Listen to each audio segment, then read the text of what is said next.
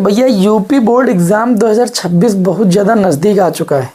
आज से लगभग 1.5 महीने का समय बचा हुआ है आपके पास, और इस 1.5 महीने में मैं आप लोगों के समक्ष जो कंटेंट प्रस्तुत करने जा रहा हूँ, मतलब जो कंटेंट आपको मैं प्रोवाइड करने जा रहा हूँ, ये आप सभी लोगों के बोर्ड एग्ज़ाम 2026 के लिए बहुत ही बेहतरीन साबित होने वाला है। मैं आपको बता दूं कि जब बोर्ड एग्ज़ाम नज़दीक आ जाता है तो आपको 2 चीज़ों के पढ़ने की सबसे ज़्यादा आवश्यकता होती है।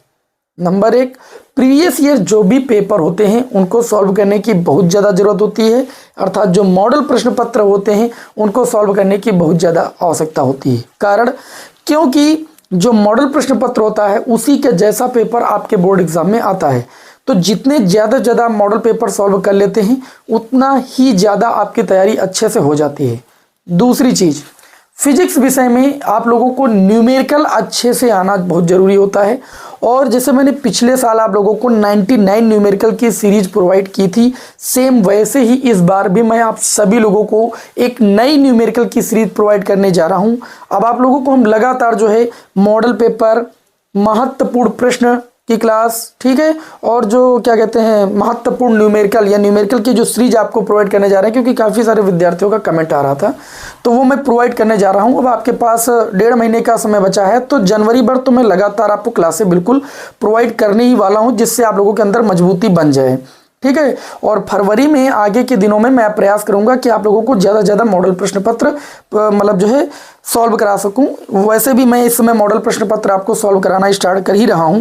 तो चलिए भाई, बिना समय को लॉस किए हुए स्टार्ट करते हैं। और हमारे हाथ में एक मॉडल प्रश्न पत्र है आपके फिजिक्स विषय का। ध्यान से आप सभी लोग देखिएगा, अपना प्यार जरूर बनाए रखिए, वीडियो को लाइक जरूर कर दीजिए, जिससे मैं आप लोगों को डेली क्लासें प्रोवाइड कर सकूं, क्योंकि आपके एक लाइक से हमें मोटिवेशन मिलता है, हमें ऊर्जा मिलती है आपको ज़्यादा से ज़्यादा क्लासें प्रोवाइड करने की। चलिए आगे हम बढ़ते हैं। तो आज की क्लास का पहला प्रश्न देखिए, जो आपका मॉडल प्रश्न पत्र होता है उसमें सबसे पहले खंड आ होता है, और खंड आ में 6 बहुविकल्पीय प्रश्न होते हैं, ठीक। अब बहुविकल्पीय प्रश्न आप ऐसा नहीं कि आप टिक कर दिए बस आपका सॉल्व हो गया, आप ध्यान से समझिए हर एक चीज़ को, क्योंकि इससे रिलेटेड प्रश्न आपके एग्जाम में पूछा जा सकता है। जैसे सबसे पहला जो प्रश्न है खंड आ का पहला प्रश्न का पार्ट है ना। पहला क्वेश्चन ये कहेगा कि विद्युत चुम्बकीय तरंगों के संचरण में संचरण की दिशा और ध्रुवण तल के बीच कोण होता है। मैं आपसे बता दूं, ये प्रश्न 2 प्रकार से अब तक के बोर्ड एग्जाम में पूछा गया है कि विद्युत चुम्बकीय तरंगों के संचरण में संचरण की दिशा और ध्रुवण तल के बीच कोण या कंपन तल के बीच कोण पूछा जाए। कोण आपका 0 डिग्री होगा। कितना होगा भाई? 0 डिग्री होगा। ये चैप्टर नंबर जो आपका 8 है, विद्युत चुम्बकीय तरंगे, ये वहां से क्वेश्चन पुटअप हुआ है और कई बार ये क्वेश्चन आपके एग्जाम में आ चुका है। तो याद रखिएगा, विद्युत चुम्बकीय तरंगों के संचरण में संचरण की दिशा और ध्रुवण तल या कंपन तल के बीच जो कोण होता है वो आपका 0 डिग्री होता है। ओके, याद रहेगा। क्वेश्चन नंबर अगला है खा पार्ट। खा पार्ट में आपसे क्या कहा गया है कि M1 और M2, स्मॉल M1 और M2 द्रव्यमान के 2 नाभिक हैं, परस्पर संलयित, संलयित के मतलब जुड़ना होकर एक स्मॉल m द्रव्यमान का नाभिक बनाते हैं, तो ऊर्जा का उत्सर्जन भी होता है। देखिए, 2 स्मॉल M1 और M2 द्रव्यमान के 2 नाभिक ये संलयित होते हैं, तो स्मॉल m द्रव्यमान का एक क्या बनाते हैं? नाभिक बनाते हैं, और ऊर्जा भी मुक्त होती है। एक चीज आपको बता दें, अगर ऊर्जा मुक्त होगी तो इसका जो द्रव्यमान होगा वो इसके द्रव्यमान से ज्यादा होगा। कारण क्योंकि जब ऊर्जा मुक्त हुई तो कुछ ये जो टोटल द्रव्यमान था, ये अगर इतना बड़ा नाभिक बना रहा है m द्रव्यमान का, और कुछ एनर्जी भी लॉस हुई, तो कुछ एनर्जी जो है एनर्जी के रूप में आपका द्रव्यमान लॉस हो चुका है। मतलब ये जो द्रव्यमान होगा इससे कहीं ना कहीं कुछ ना कुछ ये द्रव्यमान क्या होगा? ज्यादा होगा। और यही रिलेशन आपसे बहुविकल्पी प्रश्न में पूछा गया है। तो आप कहेंगे M1 + M2 greater than M, यानी जो भी नाभिक का निर्माण करेंगे, स्मॉल m द्रव्यमान के नाभिक का निर्माण करेंगे, उसके द्रव्यमान से M1 और M2 के द्रव्यमानों का योग क्या होगा? ज्यादा होगा। आगे अगर हम बात करें क्वेश्चन नंबर गा, हमारा गा पार्ट, हम ज़्यादा समय लॉस नहीं करेंगे। इसमें दिया गया है कि प्रत्यावर्ती धारा परिपथ में 8 ओम का प्रतिरोध है और 6 ओम का प्रेरकत्व प्रतिघात श्रेणी क्रम में लगे हुए हैं। मतलब उनका कहने का मतलब ये एक प्रतिरोध है और एक प्रेरकत्व की L प्रेरकत्व की कुंडली लगी हुई है। आपने विभिन्न प्रकार के प्रत्यावर्ती धारा परिपथ पढ़े हैं, अल्टरनेटिंग करंट चैप्टर पढ़ा है, उसमें आप लोगों ने पढ़ा ये अगर R है और ये L है तो परिपथ कहलाता है LR परिपथ या RL परिपथ भी आप बोल सकते हैं। और इस परिपथ की जो प्रतिबाधा होती है वो √R² और प्लस का कितनी होती है, XL² होती है। कितनी होती है, XL²। अगर यहाँ पर देखें तो R का मान आपको दिया गया है 8 ओम। कितना दिया गया है, 8 ओम, तो 8 का स्क्वायर कर सकते हैं। और XL 6 ओम की, XL की वैल्यू दी गई है 6 ओम। XL बराबर ω/L भी रखा जाता है, ठीक है। तो ये आ जाएगा Z बराबर 8 का स्क्वायर भैया 64 होता है और 6 का स्क्वायर 36 होता है। ये √100 हो जाएगा। √100 की वैल्यू कितनी हो जाएगी, 10 ओम। आपसे इस परिपथ की प्रतिबाधा पूछी गई थी, तो कितनी प्रतिबाधा हो जाएगी, तो आप कहेंगे 10 ओम हो जाएगी। हमें उम्मीद है कि आप लोगों को ये प्रश्न भी समझ में आया होगा। समझ में आया तो वीडियो को लाइक कर दीजिए और चैनल पर नए तो सब्सक्राइब जरूर कर लीजिए, क्योंकि इस 1.5 महीने में आप लोगों को हम बहुत ही अच्छी तरीके से तैयारी कराने वाले हैं। बहुत अच्छी अच्छी क्लासें आपको हम प्रोवाइड करने वाले हैं। प्रैक्टिकल की भी क्लासें आपको हम मतलब देंगे। इस टाइम आपको ताबड़तोड़ क्लासें लगातार मिलेंगी, भरोसा रखिए। निर्वात की विद्युतशीलता का मात्रक पूछा गया। देखिए भैया, निर्वात की विद्युतशीलता जब पूछी जाती है तो उसे एप्सिलॉन से बोला जाता है। एप्सिलॉन की वैल्यू होती है 8.85 × 10⁻⁻12। पहले चैप्टर का क्वेश्चन है, कूलाम स्क्वायर अपान में न्यूटन मीटर स्क्वायर। ये आपको वैल्यू पता होनी चाहिए। और इसका मात्रक तो मैंने देखो लिख ही दिया, कूलाम स्क्वायर प्रति न्यूटन मीटर स्क्वायर। अगर पूछा जाता 1/ε0 का मात्रक बताइए तो उल्टा कर देते, न्यूटन मीटर स्क्वायर प्रति कूलाम स्क्वायर। या आपसे पूछा जाता 1/4πε0 का मात्रक, तो इसी का उल्टा कर देते बस, क्योंकि 4π आपका नियतांक, उसका कोई मात्रक नहीं होता है। तो ऑप्शन नंबर जो आपका हो जाएगा, कौन सा हो जाएगा, बी पार्ट, वो आपका राइट आंसर हो जाएगा। अच्छा, घा के बाद अंगा नंबर क्वेश्चन आपका क्या दिया गया है, न्यूनतम आवृत्ति की विद्युत चुंबकीय तरंग। मैं आपको एक ट्रिक बताने जा रहा हूं। एक ट्रिक मैंने आप लोगों को कई बार बताई भी, जो लोग नहीं जानते हैं वो जान लें। गाये पद असुर, जो आपने 8वां चैप्टर पढ़ा है विद्युत चुंबकीय तरंग, तो उसमें एक आपको ट्रिक याद रखनी है। ये क्या है, आपकी एक ट्रिक है। इस ट्रिक से आपके कई सारे क्वेश्चन सॉल्व हो जाएंगे बोर्ड एग्जाम में। यहां से इस ट्रिक से क्वेश्चन आएगा, मैं लिख के दे रहा हूं। गाय पद असुर का मतलब क्या है, गा का मतलब होता है गामा किरणें, ठीक। ए का मतलब एक्स किरणें, पा का मतलब परावाहिनी तरंगे, दा का मतलब दृश्य तरंगे, और आ का मतलब अवरक्त तरंगे, सूक्ष्म तरंगे और रेडियो तरंगे। ये जो क्रम है ध्यान से समझिएगा, ये इधर से इधर की ओर चलेंगे तो ये तरंग दैर्ध्य का कैसा क्रम है, बढ़ता क्रम है। तरंग दैर्ध्य का बढ़ता क्रम। और इसके उल्टा बोल दीजिएगा तो ये आवृत्ति का घटता क्रम है। इधर की ओर आवृत्ति का घटता क्रम, तरंग दैर्ध्य का बढ़ता क्रम। तो इसमें चूंकि क्वेश्चन पूछा गया न्यूनतम आवृत्ति की विद्युत चुंबकीय तरंग, तो ये आवृत्ति का घटता क्रम है। मतलब जो रेडियो तरंग की आवृत्ति होती है वो सबसे कम होती है और तरंग दैर्ध्य क्या होती है, सबसे ज्यादा। उसके बाद सूक्ष्म की, तो चारों ऑप्शन में अगर देखा जाए तो रेडियो तो है नहीं लेकिन सूक्ष्म उपस्थित है। तो चारों तरंगों में देखो सबसे कम आवृत्ति किसकी हो गई, सूक्ष्म की हो गई। अगर रेडियो होता है तो रेडियो को टिक कर देते, तो सूक्ष्म वाला ऑप्शन में है तो सूक्ष्म वाले को टिक कर देंगे। ऑप्शन नंबर डी क्या हो जाएगा, इस क्वेश्चन का राइट आंसर हो जाएगा। ट्रिक आपको अच्छी लगी, अब चाहे तरंग दैर्ध्य पूछे और चाहे आवृत्ति पूछे, अगर आप गाय पद असुर याद किए हैं तो आपको मजा आ जाएगा भाई क्वेश्चन सॉल्व करके। चापाड़ की ओर बढ़ते हैं भाई। लिखा अणुचुंबकीय पदार्थ की चुंबकीय प्रवृत्ति, जो चैप्टर नंबर आपका 6 है, चुंबकीय द्रव्य है ना, चुंबकीय द्रव्य करके आपका चैप्टर है, चुंबकत्व एवं द्रव्य है ना। उस चैप्टर में आप लोगों को चुंबकत्व वो क्या पढ़ाया गया है, अणुचुंबकीय पदार्थ की चुंबकीय प्रवृत्ति, जिसको आप चुंबकीय सुग्राहिता कहते हैं। और चुंबकीय सुग्राहिता को आप लिखते हैं काई एम से। ये जो चुंबकीय अणुचुंबकीय पदार्थों की चुंबकीय प्रवृत्ति या चुंबकीय सुग्राहिता होती है वो परम ताप के क्या होती है, व्युत्क्रमणपाती होती है। ठीक है, क्या होती है, परम ताप के व्युत्क्रमणपाती होती है। इस रिलेशन को आप ऐसे भी लिख सकते हैं, काई एम बराबर T⁻⁻1। एम लिखो या ना लिखो, एम का मतलब मैग्नेटिक, मतलब चुंबकत्व की बात होती है। बस कुछ रफ करने वाला नहीं लिया क्या आज हम, एम हटा दीजिए, ठीक है। तो अब रिलेशन आप अपना देख लीजिए, जो ऑप्शन में वही आपका हो जाएगा। याद रखिएगा, जो अणुचुंबकीय पदार्थों की चुंबकीय प्रवृत्ति होती है वो परम ताप के व्युत्क्रमणपाती होती है। यही इस क्वेश्चन में पूछा गया था। ऑप्शन नंबर जो सेकंड हो जाएगा वो आपके इस क्वेश्चन का राइट आंसर हो जाएगा।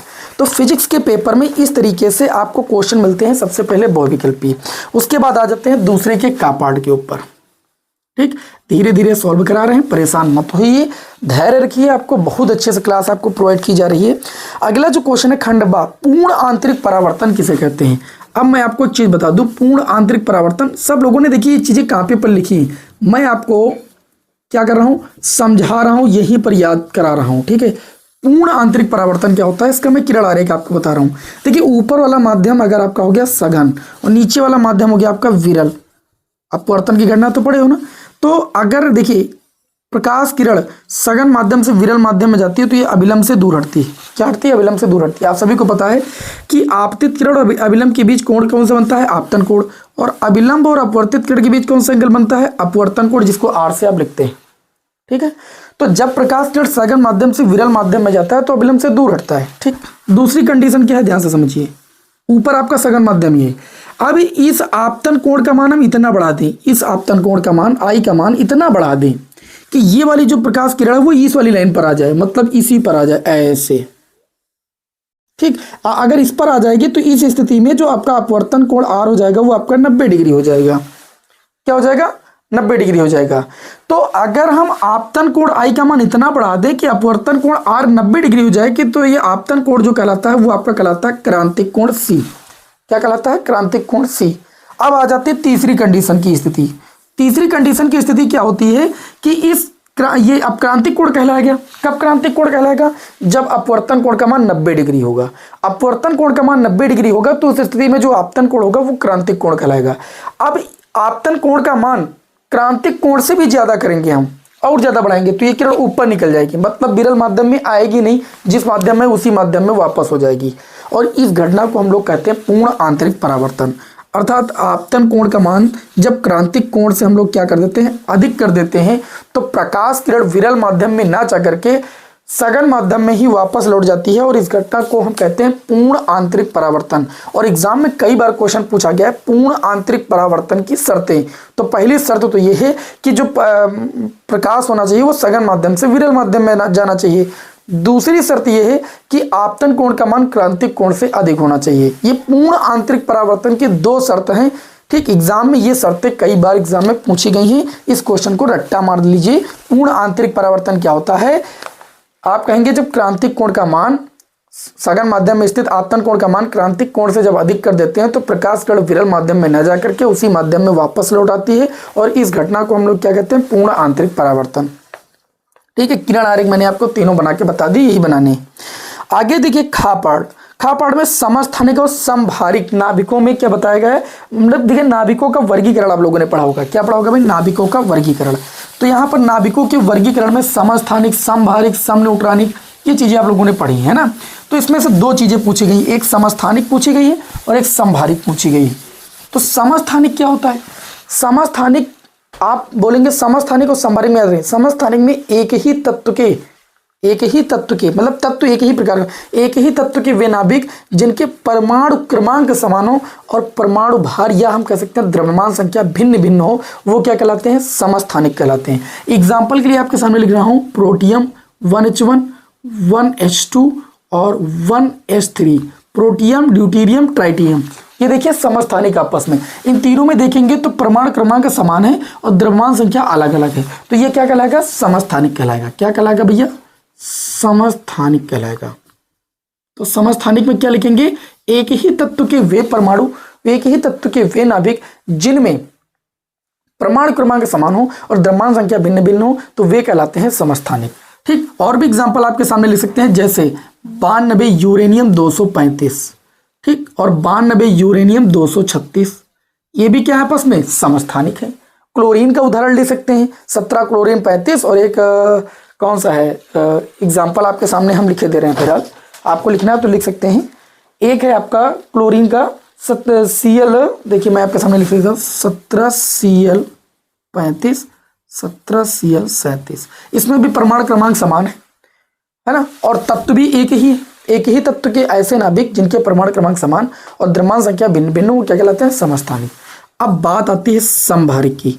समभारिक क्या होते हैं, विभिन्न तत्वों के ऐसे नाभिक, मतलब इसमें तत्व एक ही तत्व का होना आवश्यक नहीं है, अलग अलग तत्व हो सकते हैं, लेकिन उनके नाभिकों में क्या बराबर होना चाहिए, द्रव्यमान संख्या बराबर होनी चाहिए और परमाणु क्रमांक अलग अलग होएगा। ठीक है, जैसे मैं एग्जांपल आपके सामने लिख रहा हूं, पहला एग्जांपल जैसे हमने लिख दिया 1H3, 2H हीलियम नाभिक और 3, ये विभिन्न तत्वों के ऐसे, ये हाइड्रोजन है, ये हीलियम है, अलग अलग तत्व हो गए कि नहीं। तो विभिन्न तत्वों की ऐसे नाभिक है जिनके परमाणु क्रमांक भिन्न और द्रव्यमान संख्या समान है, अतः ये आपस में क्या कहलाएंगे भैया, ये आपस में समभारिक कहलाएंगे। क्या कहलाएंगे, समभारिक। और भी आप लोग लिख सकते हैं, जैसे कार्बन का लिख सकते हैं, कार्बन C6 14 और नाइट्रोजन का 7N14। अब इन दोनों में आप देखेंगे कि द्रव्यमान संख्या समान है, ये अलग अलग तत्व हैं। तो विभिन्न तत्वों के ऐसे नाभिक जिनके परमाणु क्रमांक भिन्न भिन्न तथा द्रव्यमान संख्या समान हो तो वे कहलाते हैं आपस में क्या, समभारी। और जिसमें परमाणु क्रमांक समान हो एक ही तत्व के और द्रव्यमान संख्या अलग अलग हो वे क्या कहलाते हैं, समस्थानिक।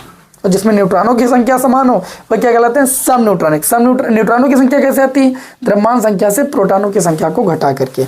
ठीक है, तो इसमें समस्थानिक और समभारी नाभिकों में अंतर स्पष्ट करना था, तो ऐसे आप अंतर स्पष्ट कर सकते हैं। अच्छा, अगला जो क्वेश्चन है गा पार्ट, इसमें एक ये क्वेश्चन बहुत बार एग्जाम में आया है। ओमी प्रतिरोध है ना, ओमी प्रतिरोध ऐसे प्रतिरोध होते हैं जो ओम के नियम का पूर्णतया पालन करते हैं, ओमी प्रतिरोध कहलाते हैं। ठीक है, और ओम का नियम केवल धातु चालकों के लिए सत्य होता है। और ओम के नियम में आपको बताया गया V और I के बीच जो ग्राफ बनता है वो एक सरल रेखा प्राप्त होती है।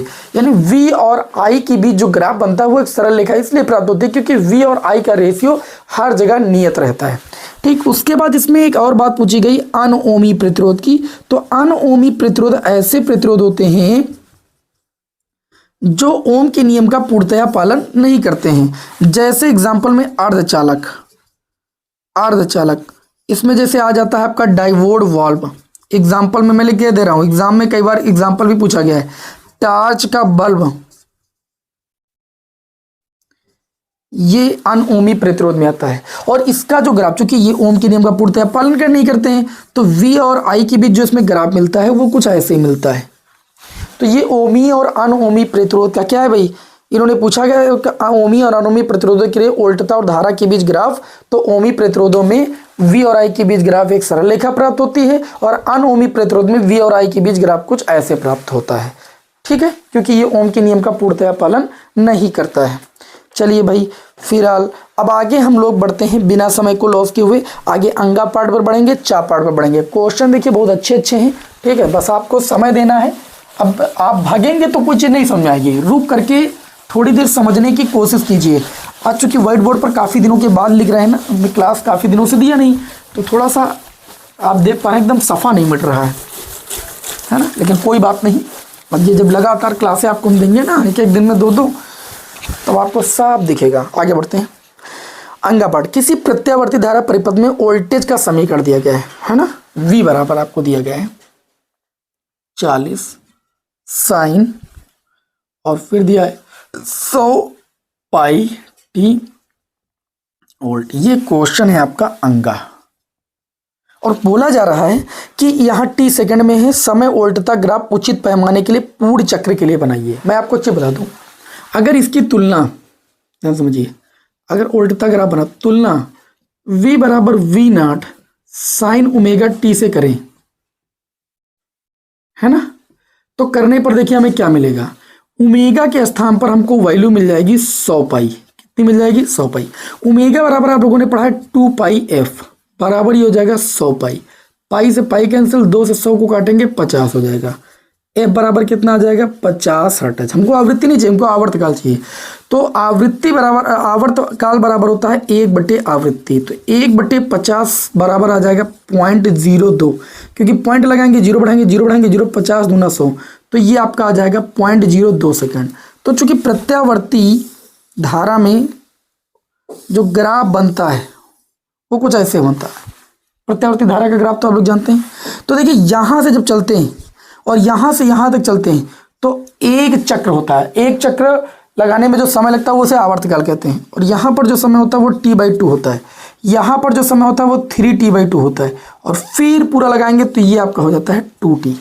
यहां पर वोल्टता का अधिकतम मान जो कि V बराबर V0 की वैल्यू कितनी है आपको? 40 दी गई। अब मैं आपको एक चीज बताऊं, यहाँ पर अगर t की बात करें तो t की वैल्यू आपकी आई है 0.02 सेकेंड। तो t/2 की वैल्यू कितनी हो जाएगी? 0.01 सेकेंड। और 3t/2 की वैल्यू कितनी हो जाएगी? तो ये आपकी हो जाएगी 0.03, है ना। और फिर 2t की वैल्यू कितनी हो जाएगी? 0.04। और यही चीज आपको ग्राफ में दिखाना था। 3t/2 t की वैल्यू रख के देख लो, 2 से 2 कैंसिल हो जाएगा, 0.03 आ जाएगा। अच्छा, चा पार्ट में क्या दिया गया भैया? क्या क्वेश्चन है भैया? अगर आप मतलब प्रीवियस से नहीं सॉल्व करेंगे तो कॉपी पढ़ने से कुछ नहीं होने वाला है। हाइड्रोजन परमाणु में इलेक्ट्रॉन नाभिक के चारों ओर प्रति सेकंड 6 × 10⁻15 चक्कर लगाता है। जो 6 × 10⁻15 प्रति सेकंड चक्कर लगाता है ये उसकी आवृत्ति है। ठीक है, वृत्तीय पथ के किसी बिंदु पर धारा का मान निकालना है। तो चूंकि आप लोगों ने पढ़ा धारा बराबर होता है Q/T। ठीक है, अब वृत्तीय पथ पर चक्कर लगा रहा है तो जो समय हो जाएगा वो क्या कहलाएगा, आवर्तकाल कहलाएगा यहाँ पर। अच्छा, आवेश इलेक्ट्रॉन चक्कर लगा रहा है तो आवेश की वैल्यू हो जाएगी इलेक्ट्रॉन की 1.6 × 10⁻−19 कूलम। आवर्तकाल बराबर होता है 1 आवृत्ति। अब आवृत्ति कितनी है आपकी, तो आप कहेंगे 6 × 10⁻15 चक्कर लगा रहा है, ये तो आवृत्ति है। देखिए ये चीज नीचे से ऊपर चली जाएगी कि नहीं चली जाएगी, तो धारा आ जाएगी। देखिए 6 16 6 कितना हो जाएगा 96, 9.6 और गुणे 10⁻15 और 19 10⁻, कितना हो जाएगा -4। और धारा का मात्रक क्या होता है, एम्पियर। बहुत आसान क्वेश्चन था। अच्छा, इस तरीके से हमारा खंड बा पूरा सॉल्व होता है। ठीक है, मेन प्रश्न खंड बा और उसके बाद जो खंड सा है तीसरे का पार्ट, ये खंड सा है हमारा। और इसमें जो क्वेश्चन पूछे गए वो 2-2 नंबर के पूछे गए। बोला गया रदरफोर्ड के परमाणु मॉडल की मुख्य कमियां थी, क्या थी। देखिए रदरफोर्ड ने अपने परमाणु मॉडल में ये बताया था कि जो इलेक्ट्रॉन होते हैं वो नाभिक के चारों ओर चक्कर लगाते हैं। अब विद्युत चुंबकीय तरंग से मैक्सवेल के विद्युत चुंबकीय तरंग सिद्धांत की बात करें तो उसमें बताया गया था कि कोई पार्टिकल अगर वृत्ताकार मार्ग पर चक्कर लगाता है तो वृत्ताकार मार्ग पर चक्कर लगाते वक्त वो क्या करता है, विद्युत चुंबकीय तरंगों का उत्सर्जन करता है। और अगर विद्युत चुंबकीय तरंगों का इलेक्ट्रॉन वृत्ताकार पर चक्कर लगाते वक्त क्या करेगा, विद्युत चुंबकीय तरंगों का उत्सर्जन करेगा, तो इलेक्ट्रॉन की जो एनर्जी वो धीरे धीरे लॉस होती जाएगी। और इलेक्ट्रॉन की एनर्जी लॉस होती जाएगी तो उसकी जो त्रिज्या है, वृत्ताकार पथ की जो त्रिज्या वो घटती जाएगी और एक समय ऐसा आना चाहिए उसको नाभिक में गिर जाना चाहिए। तो इसका मतलब वो सबसे पहले उनकी पहली ये कमी थी कि वो स्थायित्व की व्याख्या नहीं कर पाए। क्या नहीं, किसकी व्याख्या नहीं कर पाए, स्थायित्व की व्याख्या करने में असफल है,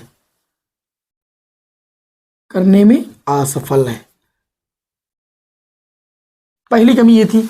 और दूसरी कमी ये थी कि अगर वो इलेक्ट्रॉन वृत्ताकार पथ पर चक्कर लगाता है तो विद्युत चुंबकीय तरंग के सिद्धांत से वृत्ताकार पथ पर चक्कर लगाते वक्त विद्युत चुंबकीय तरंगों का क्या होना चाहिए, उत्सर्जन। तो उत्सर्जन क्या था, वो सतत ना होकर के रेखीय था। ठीक है, तो अर्थात ये रेखीय स्पेक्ट्रम की व्याख्या नहीं कर पाए। रेखीय स्पेक्ट्रम की जो विद्युत चुंबकीय तरंगें उत्सर्जित होनी चाहिए वो क्या होनी चाहिए, सतत होनी चाहिए, लेकिन वो सतत नहीं था, क्या था, रेखीय था। रेखीय स्पेक्ट्रम की व्याख्या करने में ये क्या रहे, असफल रहे। ये इनके परमाणु मॉडल की 2 कमियां थी विशेष रूप से, इनको आप व्याख्या करके लिख सकते हैं।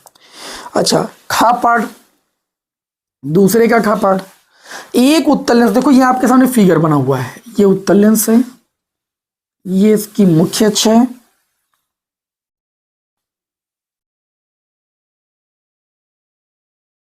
ठीक। अच्छा, यहां पर किरणें मिल रही हैं, इसको ओ बोला गया। ओ मतलब ऑब्जेक्ट, ऑब्जेक्ट का मतलब वस्तु। और इसकी दूरी आपको दी गई u बराबर कितनी दी गई है, 10 सेंटीमीटर। अच्छा, u की वैल्यू लेते सदैव हम ऋणात्मक ही, लेकिन चूंकि वस्तु लेंस के पीछे रखी हुई और पीछे की दूरियां क्या होती है, एक अक्ष की दान दिशा में होती है, इसलिए यहां पर u की वैल्यू कितनी हो जाएगी आपकी +10 सेंटीमीटर। ठीक है, और कहा गया है कि उत्तल लेंस पर प्रकाश किरणें चित्र के अनुसार पड़ रही है। तो लेंस की फोकस दूरी, लेंस उत्तल लेंस से फोकस दूरी 20 सेंटीमीटर, उत्तल लेंस की फोकस दूरी धनात्मक होती है। प्रतिबिंब की स्थिति ज्ञात करना है कि v बराबर आपका प्रतिबिंब कहां पर बनेगा, किरण का मार्ग भी दिखाना है। तो जब हम सूत्र लगाएंगे लेंस के लिए, सूत्र होता है 1/f बराबर 1/v माइनस 1/u। 1/f की वैल्यू हो जाएगी 20, 1/v, v की वैल्यू चाहिए, u की वैल्यू आपको दी गई है 10। इसको इधर ले आओ भैया, 1/20 प्लस 1/10 बराबर 1/v। 1/v बराबर एलसीएम ले लो 20, है ना, ऊपर नीचे चाहो तो आप 2 से गुणा भी कर सकते हो। तो 2 1 कितना हो जाएगा ऊपर 3, v बराबर आपका आ जाएगा 20/3। काटोगे 6 3 18, 3 6 18, है ना, 2 बचा, 3 6 18, 6.66 सेंटीमीटर आएगा। और v का मान भी पॉजिटिव आ रहा है। v का मान पॉजिटिव आने का मतलब प्रतिबिंब भी इधर ही बनेगा, और 6.6 आ रहा मतलब 10 से अंदर बनेगा, तो यहां पर कहीं प्रतिबिंब बनेगा, यहां पर इमेज बनेगा, जिसकी जो डिस्टेंस होगी वो 6.66 सेंटीमीटर होगी। यही चीज आपको दिखाना था। बढ़िया क्वेश्चन था, कोई कठिन नहीं था। आगे गा पार्ट दिया गया, विद्युत चुम्बकीय तरंगे क्या होती हैं, इनके संचरण आरेख खींचकर विद्युत चुम्बकीय और चुम्बकीय क्षेत्र अवयव को दिखाना है। बहुत ही मस्त क्वेश्चन है, एग्जाम में कई बार आ चुका है। ठीक है, ये जो मॉडल पेपर आपको हल करा रहे हैं, प्रयास करेंगे कि 2 बार में ये सॉल्व हो जाए। ठीक है, आज हमारी पहली क्लास है, प्रयास करेंगे कि ये 2 बार में सॉल्व हो जाए। मैं आपको बता दूं विद्युत चुम्बकीय तरंगे क्या होती हैं। देखिए, जब किसी वैद्युत परिपथ में बहुत उच्च आवृत्ति से विद्युत धारा प्रवाहित होती है, बदलती है। ठीक है, जब किसी वैद्युत परिपथ में क्या होती है, जो वैद्युत धारा होती है बहुत उच्च आवृत्ति से जब बदलती है, तो उस परिपथ से जो ऊर्जा होती है, उस परिपथ से जो ऊर्जा होती है वो तरंगों के रूप में निकलती है। और इन तरंगों को हम लोग क्या कहते हैं, विद्युत चुम्बकीय तरंगे कहते हैं। क्या कहते हैं, विद्युत चुम्बकीय तरंगे कहते हैं। इनका जो आरेख बनता है वो कैसे बनता है, ध्यान से समझिएगा आप सभी लोग। मैं आरेख आपके सामने बना रहा हूं, ध्यान से समझिएगा। ठीक है, विद्युत चुम्बकीय तरंगों का आरेख बना रहे हैं। ये आपका चुम्बकीय क्षेत्र का घटक हो जाता है, ये आपका विद्युत क्षेत्र का घटक हो जाता है। इसे वेक्टर ही से, इसे वेक्टर भी से लिखते हैं। जो विद्युत चुम्बकीय तरंगे होती है वो ऐसे ऐसे ऐसे, ये जो लाइन है ये संचरण की दिशा को बताती है। विद्युत चुम्बकीय तरंगों की संचरण की दिशा को बताती है। आरेख को अच्छे से समझ लीजिए। इसके बाद ऐसे, अब मेरी बात को समझिएगा। अगर देखिए वैद्युत क्षेत्र का घटक ऐसे है तो एकदम सीधी लाइन आपको ऐसे से खींचना है। ठीक, और चुंबकीय क्षेत्र का घटक इसके लंबवत होता है, मतलब वैद्युत क्षेत्र और चुंबकीय क्षेत्र एक दूसरे के इसमें क्या होते हैं, लंबवत होते हैं। अब यही चीज चलकर ऊपर चली जाती है तो यहाँ ऊपर वाली लाइनें ऐसे हो जाती है, और ये वाली लाइन नीचे आ जाती है तो ये सीधी हो जाती है। आरेख में यही चीज समझना है। अब ये फिर ऊपर जाएगा तो ये सीधी हो जाएंगी, और ये नीचे आएगा तो ये तिरछी हो जाएंगी। ऐसे एक दूसरे के परपेंडिकुलर दिखाना है, फिर इनको ऐसे दिखाना है। आरेख में मेन चीज यही है आपकी, ये जो समझ गया कि चुंबकीय क्षेत्र और वैद्युत क्षेत्र एक दूसरे के परपेंडिकुलर आपको दिखाना है, बस यही आरेख में दिखाना रहता है। और यही विद्यार्थी लोग गलत कर देते हैं। ये विद्युत चुंबकीय तरंगों का क्या हो गया, किरण आरेख हो गया। कितना आसान क्वेश्चन थे। अब बात करें, अरे वैद्युत चुंबकीय तरंगों की एक परिभाषा और भी ले सकते हैं। ऐसी तरंगे जिनके चलने के लिए किसी भौतिक माध्यम की आवश्यकता नहीं होती, विद्युत चुंबकीय तरंगे कहलाती हैं। जैसे गाय पदसुर में भी 7 विद्युत चुंबकीय तरंगों के नाम बताएं, गामा किरणें, एक्स किरणें, औरत किरणें, सब। ठीक है, याद रखिएगा। अब चुंबकीय द्विध्रुव आघूर्ण एक प्रश्न पूछा गया अगला। ये कौन सा है आपका, घा पाठ। कौन सा है, घा पाठ, चुंबकीय द्विध्रुव आघूर्ण।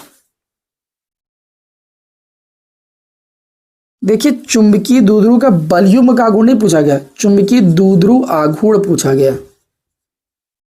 मैं आपको बहुत आसान परिभाषा बताता हूं। चुंबकीय द्विध्रुव आघूर्ण को कैपिटल एम से व्यक्त करते हैं। किससे, कैपिटल एम से। बहुत अच्छे से बताते हैं इसको। देखिए, ये चुंबक हो गया, ठीक, इसको -m से लिखिए। इसको बोलते हैं, इसको क्या बोलते हैं, आप लोगों को हम बता देते हैं इसे क्या बोलते हैं। देखिए, इसको हम लोग बोलते हैं ध्रुव प्रावल्य। क्या बोलते हैं, ध्रुव प्रावल्य। थोड़ा सा शब्द ध्यान से रखिएगा, ये -m हो गया, +m हो गया। ठीक है, तो परिमाण में समान और प्रकृति में विपरीत जब 2 ध्रुव प्रावल्य एक दूसरे से अल्प दूरी 2l पर रखे होते हैं। जैसे आप विद्युत द्विध्रुव की परिभाषा बताते हैं, परिमाण में समान और प्रकृति में विपरीत आवेश जब एक दूसरे से अल्प दूरी पर रखे होते हैं तो वे एक द्विध्रुव का निर्माण करते हैं। पढ़ाते कि नहीं। और दोनों के बीच की दूरी और एक का परिमाण का गुणनफल क्या कहलाता है, द्विध्रुव आघूर्ण कहलाता है। उसी तरीके से इन दोनों ध्रुवों में से किसी एक ध्रुव का परिमाण, ध्रुव प्राबल्य का परिमाण और इनके बीच की जो दूरी होती है, इसका जो गुणनफल होता है वो क्या कहलाता है, चुंबकीय द्विध्रुव आघूर्ण, जिसे हम कैपिटल एम से लिखते हैं। किससे लिखते हैं, कैपिटल एम से। यहाँ एस हो गया चुंबक का, ये चुंबक का एन ध्रुव हो गया। ये राशि अगर पूछा जाए कि ये कैसी राशि होती है, तो ये राशि होती है सदिश, किसकी, इसमें दिशा होती है। और इसकी अगर दिशा की बात की जाए तो इसकी जो दिशा होती है वो एस से कहां पर होती है, एन की ओर होती है। कहां से की ओर होती है, इसकी जो दिशा होती है चुंबकीय द्विध्रुव आघूर्ण की, वो एस से एन की ओर होती है। अच्छा, एक होता है बलयुग्म का आघूर्ण। तो बलयुग्म के आघूर्ण को टाउ से लिखते हैं, और टाउ बराबर आता है आपका mb sin थीटा। अगर थीटा बराबर भैया 90 डिग्री होता है तो टाउ की वैल्यू हो जाती है मैक्सिमम। टाउ मैक्स बराबर हो जाता है mb। यहाँ से जब m की वैल्यू निकालते हैं तो ये आ जाता है टाउ मैक्स और बटे में कितना आ जाता है b। तो ये सूत्र भी एक चुंबकीय द्विध्रुव आघूर्ण का सूत्र है और ये सूत्र भी चुंबकीय द्विध्रुव आघूर्ण का है। अगर हम मात्रक की बात करें तो मात्रक निकालना हमारे लिए इस सूत्र से ज्यादा आसान रहेगा। टाउ बराबर होता है बल गुणे लंबवत दूरी मतलब न्यूटन, और गुणे लंबवत दूरी का मतलब मीटर, न्यूटन मीटर इसका मात्रक हो गया। और चुंबकीय क्षेत्र का मात्रक F बराबर IBL से आपको निकालना बताया गया है, न्यूटन प्रति एम्पियर मीटर होता है, न्यूटन प्रति एम्पियर मीटर होता है। न्यूटन से न्यूटन कैंसिल हो गया, अब एम्पियर मीटर ऊपर जाएगा तो एम्पियर है ना, इसको थोड़ा अलग कर दो। और मीटर मीटर का गुणा क्या हो जाएगा, मीटर स्क्वायर। ये चुंबकीय द्विध्रुव आघूर्ण का क्या हो गया, मात्रक हो गया। बीमा भी आप लोग निकाल सकते हैं। तो आज मैंने इस क्लास में आप लोगों के लिए जो फिजिक्स का मॉडल पेपर था उसको हल कराने की भाई कोशिश की। काफ़ी दिनों के बाद आज क्लास मैंने लिया है और उम्मीद है कि आप लोगों को क्लास पसंद आई होगी, है ना। आप लोगों को मॉडल पेपर की क्लास भी मिलेगी और न्यूमेरिकल की सीरीज तो हम प्रोवाइड करने ही जा रहे हैं। तो अब आप सभी लोगों को चिंता नहीं करना है। मेरे पास कोई दिक्कत अगर नहीं आती है, मैं प्रयास करूंगा कि कोई दिक्कत ना आने पाए, तो मैं आपको लगातार क्लासें प्रोवाइड करूंगा। और आप सभी लोगों से एक छोटी सी रिक्वेस्ट है कि भैया चैनल पर नए हैं तो चैनल को जरूर सब्सक्राइब करें। हमारा थोड़ा सा मोटिवेशन मतलब हमारा जो मनोबल है वो थोड़ा सा बढ़ाएं, और जिससे मैं आप लोगों को लगातार क्लासें प्रोवाइड कर सकूं। चलिए नेक्स्ट क्लास में आपको मिलते हैं। जय हिंद, वंदे मातरम।